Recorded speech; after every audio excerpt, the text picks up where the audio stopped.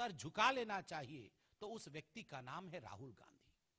अपने आप को हिंदुस्तान की राजनीति में प्रोपेल करने के लिए, अपने आप को हिंदुस्तान की राजनीति के मध्य में लाने के लिए राहुल गांधी विगत कुछ वर्षों से जिस प्रकार की राजनीति को हवा दे रहे हैं, वो राष्ट्र के सुरक्षा के साथ खिलवाड़ कर रहा है। और that is the reason as to why we would say this judgement of Supreme Court, apart from in fact exposing the Naxals, the Maoists of this country, has exposed Mr. Rahul Gandhi, and this is an indictment of the Congress party.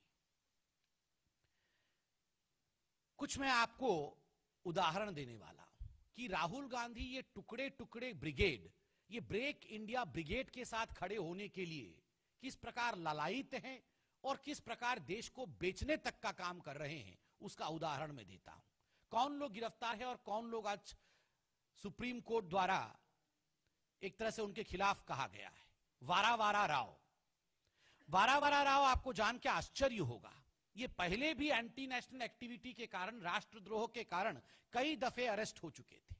ये वो वारावारा राव है जिन्होंने कहा था, और मैं coat कर रहा हूं, we achieve more by our boycott election slogan, you can not expose parliamentarianism by becoming part of it, you can't fight it without taking arms in your hand.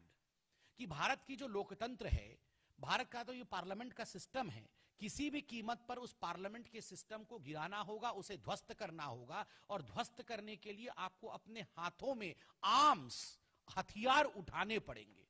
इस व्यक्ति के साथ राहुल गांधी खड़े थे। इस व्यक्ति का कोई एडवोकेट बना हुआ था तो वो राहुल गांधी थे। आगे ये वारावारा राव कहते हैं कि जो दंडकारण्य क्षेत्र है उसमें एक रेड गुरिल्लाओं का एक बहुत बड़ा हमें प्लेटून बनाना है, जिसमें 200 से अधिक रेड गार्ड्स रहेंगे। ऐसे अनेक प्लेटून बनाने की बात वारावारा राव कर रहे थे, और आज वो सलाखों के पीछे हैं, हाउस अरेस्ट में हैं, और राहुल गांधी उनके लॉयर बन के देश में खड़े थे, उनके पक्ष में बोल रहे थे। शर्म आनी चाहिए राहुल गांधी को। दूसरा व्यक्ति है वर्मोन गोंजाल्विस। 2007 में वर्मोन गोंजाल्विस कन्विक्टेड हो चुका है साहब।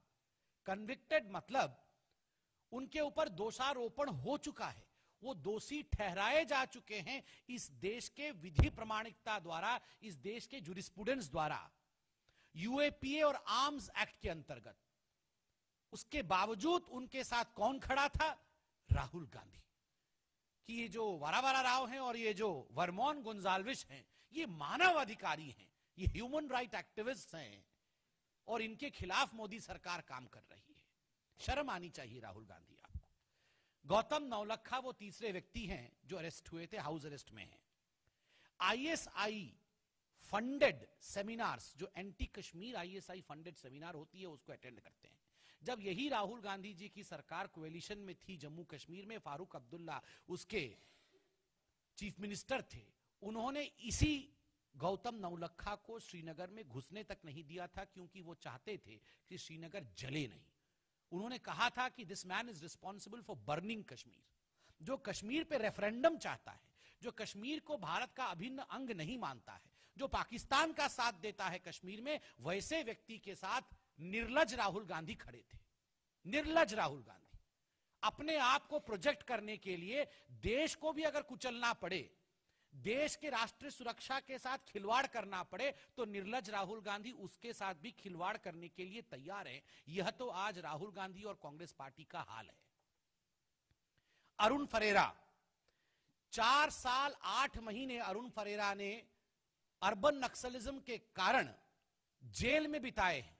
उसके बावजूद निर्लजता के साथ, with shamelessness, Mr. Rahul Gandhi stands with such kind of urban naxals only to promote his political interest.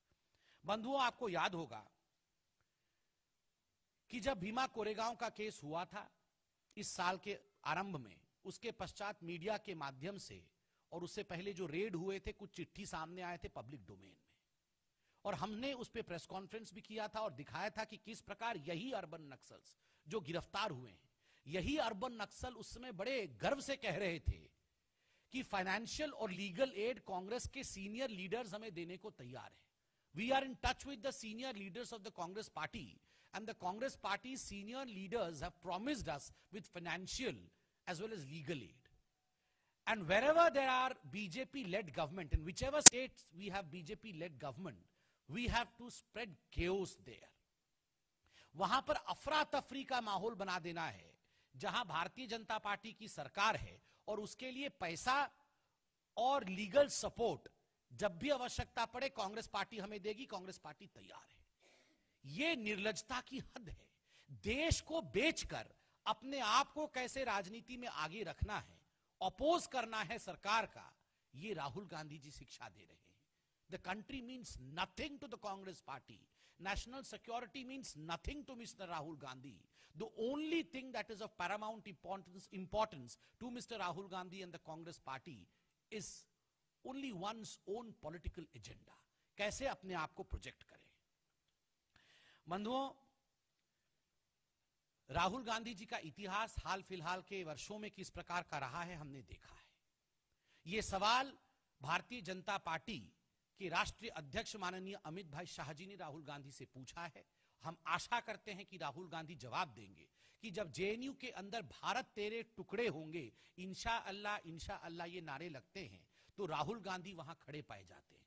Rahul Gandhi भी उनके साथ इसी प्रकार के स्लोगनरिंग में भाग लेते हुए दिखते हैं। बंधुओं, बड़े दुख के साथ कहना पड़ रहा है, एक और तो हर्ष है, एक और तो हर्ष है दिल में, खुशी है दिल में। कल कोई साधारण दिन नहीं है, कल वह दिन है जब शौर्य दिवस के रूप में पूरे देश में मनाया जाएगा। हमारे दिलों में जिस प्रकार अपने आर्मी के लिए, अपने जवानों के लिए, जिन लोगों ने शहादत दी इस देश के सिक्योरिटी के लिए, उनके लिए पूरा भारतवर्ष कल खड़ा होगा। मगर कुछ संदेश जो कांग्रेस पार्टी ने भेजा है, कुछ प्रश्न जो हम पूछना चाहते हैं कांग्रेस पार्टी से, यह भी महत्वपूर्ण है। हाल फिलहाल में केवल माओवादियों के साथ खड़े होने का प्रकरण नहीं है। हाल फिलहाल में सिद्धू जाके कमर बाजवा को गले लगाते हैं और सिद्धू किस प्रकार से देश को नीचा दिखाने का काम करते हैं पाकिस्तान के सामने, यह भी हमने देखा है। प्रेस कॉन्फ्रेंस किया, यह छोटी बात नहीं है। जब सर्जिकल स्ट्राइक हुआ था तो यही वो राहुल गांधी थे जिन्होंने सर्जिकल स्ट्राइक को सौरता के साथ नहीं, साहस के साथ नहीं, उसे खून की दलाली से जोड़कर देखने का दुस्साहस किया था। और आज अर्बन माओवादियों के साथ खड़े हैं। राहुल जी, सवाल उठता है कि आप राष्ट्रद्रोहियों के साथ बार बार खड़े क्यों नजर आते हैं? आप राष्ट्र प्रेमियों के साथ खड़े क्यों नहीं हैं? Mister Rahul Gandhi, the question is why don't you stand with India? Why do you stand with anti India forces? क्यों महागठबंधन में लोग, महागठबंधन बन ही नहीं रही है। जो तथाकथित महागठबंधन के घटक दल है वो आपको लीडरशिप आपकी एक्सेप्ट कर नहीं रहे हैं। They don't want to accept a Rahul Gandhi. The country does not accept a Rahul Gandhi. And under such scenario, Mr. Rahul Gandhi, in order to make himself acceptable, has stooped to a level where he would like to compromise with national security. आपकी माताश्री भी यही कर रही थी। NAC बनाया हुआ था, NAC की वो चेयरपर्सन थी, उसमें दुर्दांत माओवादियों को, विनायक सेन जैसे माओवादियों को प्लानिंग कमीशन में स्थान दिया था, स्टीयरिंग कमिटी ऑन हेल्थ पे। आप सोचिए जरा, जो सुप्रीम कोर्ट से एंटी नेशनल घोषित हो चुके थे, उनको राहुल गांधी जी की माताश्री NAC में रखे, NAC में ही नहीं प्लानिंग कमीशन में रखे हुए थे। ए पद्मा, जो वाइफ थी माओइस्ट अक्कीराजू हरगोपाल की, अलियास रामकृष्णा की, जिन्होंने किडनैप किया था कलेक्टर को उड़ीसा के अंदर, उनकी पत्नी को NAC में रखा हुआ था हर्षमंदर जी ने। तो इस प्रकार का कार्यक्रम कांग्रेस की पार्टी कर रही थी। बड़ा दुख का विषय है बंधुओं, कल शौर्य दिवस है। भारतीय जनता पार्टी का कॉल रहेगा, सैनिकों तुम संघर्ष करो, हम तुम्हारे साथ हैं। भारत का कॉल रहेगा, सैनिकों तुम संघर्ष करो, हम तुम्हारे साथ हैं। और वहीं कांग्रेस पार्टी का जो कॉल है, कांग्रेस पार्टी की जो सेइंग है, वो है सैनिकों तुम संघर्ष करो, हम माओवादियों के साथ हैं। सैनिकों तुम संघर्ष करो, हम कमर बाजवा के साथ हैं। जयराम रमेश ने भी किस प्रकार से चिट्ठी लिखी थी महेश रावत नामक दुर्दांत माओवादी को छुड़ाने के लिए, यह भी हमने प्रेस कॉन्फ्रेंस में बताया था। 2-3 ट्वीट्स, उसके बाद हम समाप्त करेंगे। ट्वीट्स जो राहुल गांधी और राहुल गांधी के लेफ्टिनेंट्स ने किए थे जब ये लोग अरेस्ट हुए थे, याद करिए। राहुल गांधी ने हमला किया था आरएसएस के ऊपर और कहा था क्या आरएसएस ही एकमात्र एनजीओ है ये जो बेचारे मानव अधिकारी हैं जिनको गिरफ्तार कर लिया है, ये सबसे बड़े एनजीओ हैं। Rahul Gandhi, NGO does not mean Naxal group organisations. NGO का अर्थ नक्सल ग्रुप ऑर्गेनाइजेशन नहीं होता है। शायद आपके डिक्शनरी में एनजीओ का मतलब नक्सलिज्म होता है, मगर हमारे डिक्शनरी में वो सेवा का भाव होता है। मनु सिंघवी, अभिषेक मनु सिंघवी और कपिल सिब्बल कह रहे थे ये अनुच्छेद 21 का उल्लंघन है। जयपाल रेड्डी कह रहे थे मानव अधिकारों पे मोदी सरकार टूट पड़ी है। कांग्रेस के राज्यसभा सदस्य पीएल पुनिया कह रहे थे दुर्भाग्य और निंदनीय है। बंधुओं, कांग्रेस का एक ही नारा है, मोदी को हटाना है। जैसे मणिशंकर अय्यर कह रहे थे, चाहे पाकिस्तान हटा दे, चाहे माओवादी हटा दे। मगर मैं इतना बता दूं, देश की जनता मोदी जी के साथ है, राष्ट्रीय सुरक्षा के साथ है। और सबसे दुर्भाग्य का विषय है, एक चिट्ठी हमने दिखाया था जिसमें मोदी जी के ऊपर हमले की बात भी की गई थी, उस पर भी जिस प्रकार राहुल गांधी और उनकी टीम ने खिलवाड़ किया था, आज सुप्रीम कोर्ट ने नतीजा सुनाया है। राहुल गांधी जी को क्षमा मांगनी चाहिए और शर्म से उनका सर नीचे झुक जाना चाहिए।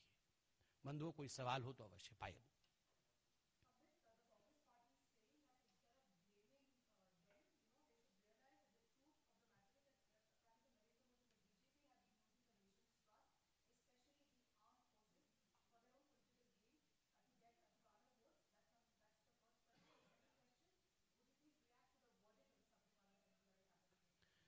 See, number one, as far as the allegation of the Congress party that we are doing this to garner vote, my question to the Congress party is, what are you doing? Mr. Rahul Gandhi, you are standing with Kamar Bajwa to garner votes. You are standing with Pakistan. In fact, when you send your emissary to Pakistan to say that Modi Sarkar ko girana hoga, you are standing with Pakistan when one of your former MPs, Saifuddin Sood, says that we stand with Parvez Musharraf and Kashmir is a part of Pakistan. You send your emissary to Pakistan as Salman Khurshid, who says that Mr. Modi does not want peace, but Pakistan wants peace. You stand with the urban Maoists who have, in fact, today we have a verdict against them by the Supreme Court. What kind of politics is this, Mr. Rahul Gandhi? What kind of politics is the Congress party practicing today is our question. आप surgical strike को खून की दलाली कहते हैं और हमें सवाल पूछते हैं। आप आर्मी के चीफ को सड़क का गुंडा कहते हैं और हमें सवाल पूछते हैं। सवाल पूछना बंद करिए और जवाब दीजिए राहुल गांधी की देश की सुरक्षा के साथ खिलवाड़ क्यों? We will go through the complete judgment and of course react thereafter. We will go through the judgment and react. Yes, Amin.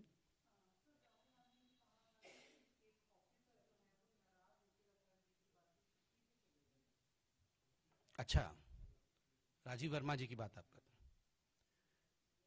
हैं। Rahul Gandhi ji yet again has been exposed in the Rafale case. Rafale case में जिस प्रकार से झूठ के बाद झूठ राहुल गांधी जी बोल रहे हैं, एक के बाद एक ये झूठ सारे धराशायी होते जा रहे हैं। ऑफिसर के केस में सरकार ने भी अपना स्टैंड रखा है जो आज के तमाम न्यूज़पेपर्स में आया है। ऑफिसर के केस में राहुल गांधी जी का कहना कि ऑफिसर नाराज होकर रफाल के केस में छुट्टी लेकर चला गया, 1 महीने से अधिक छुट्टी लेकर चला गया अपनी नाराजगी दिखाने के लिए, स्वयं ऑफिसर ने इसको काट किया है। The officer himself has explained that this is not the case. The officer concerned categorically said, and I would in fact, I have the video also, I will show you the small soundtrack over here. The officer categorically mentioned that he did not go on a leave. Rather, he had applied for a study leave on the March of the said year. In fact, it was processed by the government by July, and on September he went to Cambridge in England for a course, which was not for a month, but for a week. He completed the course after due diligence by the government. And remember, I saw in a private channel yesterday, the officer himself had said that the cabinet note on Rafale bore his signature. That cabinet note was prepared by him. So of course he was not in a dissent mode. He was in a supportive mode. Mr. Rahul Gandhi, you have to get your facts right. Just to propel your own politics, you cannot just propel lies after lies. And I think you should hear to what the officer had to say. Paid for by the government of India. Yes, I went to Cambridge सुन सकते हैं?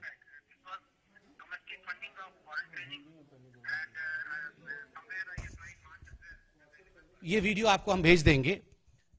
Basically जो officer कह रहे हैं वो officer यही कह रहे हैं कि जो राहुल गांधी जी कह रहे थे और कुछ लोगों ने अखबार में छापा कि नाराजगी से मैं छुट्टी पे चला गया था, ये सरासर झूठ है और गलत है। ये फरेब फैलाया गया है राहुल गांधी जी द्वारा। ऑफिसर ने कहा कि मैंने मार्च के महीने में एक कोर्स के लिए अप्लाई किया था, जुलाई के महीने में सरकार ने इसे एक्सेप्ट किया और लगभग सितंबर में मैं एक हफ्ते के लिए, महीनों के लिए नहीं, एक हफ्ते के लिए इंग्लैंड में कैम्ब्रिज में कोर्स करने गया और सरकार के हामी भरने के बाद गया, सरकारी खर्चे पर गया, सरकारी एक्सपेंस पर गया और कोई डिसेंट नहीं था, क्योंकि जो कैबिनेट रिपोर्ट है, जो कैबिनेट नोट है, उस पे मेरा खुद का हस्ताक्षर है। डिसेंट होता तो मेरा हस्ताक्षर नहीं होता, सहमति थी, इसीलिए मैंने कैबिनेट नोट बनाया और उसमें मेरा हस्ताक्षर है। यह खुद हमने एक अंग्रेजी चैनल में कल देखा है, उन्होंने खुद इस पे कहा है। ये जो वीडियो है हम आपको भेजेंगे। स्वाभाविक रूप से पुनः एक बार राहुल गांधी संपूर्ण रूप से राफेल के मामले में झूठ बोलने के लिए एक्सपोज हो चुके हैं। धन्यवाद।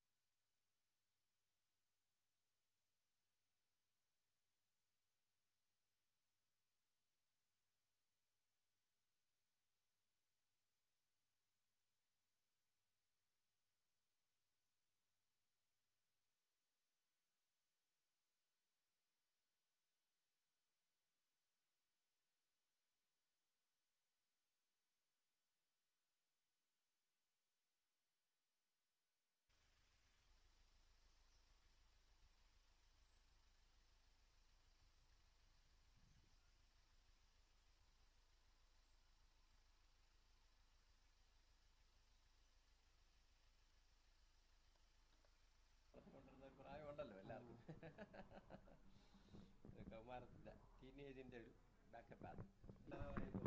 അതെ, എൻ്റെ മോൻ ഇതുപോലെ വളർത്തിയതാണ്. ഇപ്പോൾ ഞാൻ വെട്ടാക്കാൻ പറഞ്ഞു വെട്ടി. പിള്ളേരുടെ ഒരു ഫാഷൻ അല്ലേ ഇത്. മോൻ BBA അല്ല LB കഴിഞ്ഞു. അവനിപ്പോൾ ബാംഗ്ലൂരിൽ അസഞ്ചർ ചെയ്തിട്ട് എല്ലാവരും ട്രിവാൻഡ്രത്തുനിന്നാണോ? മോനെന്താ ഒരുപാട് മുടിയൊക്കെ വളർത്തിക്കുന്നു?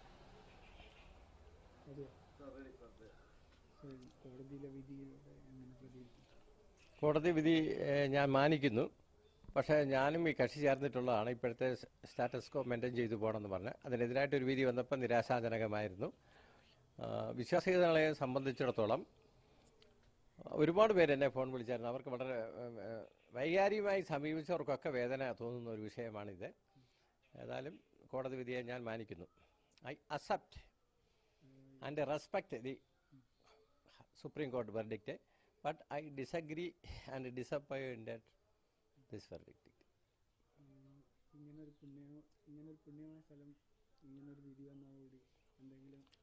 ഈ പതിവിനോടുകൂടി ഒരുപാട് ദോഷം വരും. ഇപ്പം ഉദാഹരണമായിട്ട് വ്രതത്തിൻ്റെ കാര്യം പറഞ്ഞാൽ 41 ദിവസത്തെ വ്രതം വരുന്നു പറയുമ്പോൾ ഇനി അതിനൊക്കെ മായം ചേർക്കേണ്ടി വരും. അങ്ങനെയൊന്നും വ്രതശുദ്ധിയോട് വരാൻ പറ്റില്ല. സ്ത്രീകൾക്ക് 20 ദിവസം, മറ്റവർക്ക് 41 ദിവസം ഒന്നും നമുക്ക് പറയാൻ പറ്റത്തില്ല. അപ്പോൾ പഴയ വ്രതശുദ്ധിയോടുകൂടി വരുന്നവരുടെ കോൺസെപ്റ്റൊക്കെ മാറും. ഇപ്പോൾ സാധാരണ ഒരു മനുഷ്യൻ്റെ ശബരിമല എന്നുള്ള ഒരു കോൺസെപ്റ്റ് ഉണ്ടല്ലോ, ആ ഒരു ദർശനത്തിന് മാറ്റങ്ങൾ വരും. പിന്നെ സുരക്ഷിതത സംബന്ധിച്ച പ്രശ്നങ്ങൾ ഇപ്പം പുരുഷന്മാർക്ക് പോലും ബേസിക് നീഡ്സിനുള്ള ആവശ്യങ്ങൾ വളരെ പരിമിതമാണ്. സ്ത്രീകളോട് വന്നാൽ എങ്ങനെയാകുമെന്ന് അറിയില്ല. അതിനുവേണ്ടി ഒരുപാട് തയ്യാറാകേണ്ടതുണ്ട്. ഓക്കെ.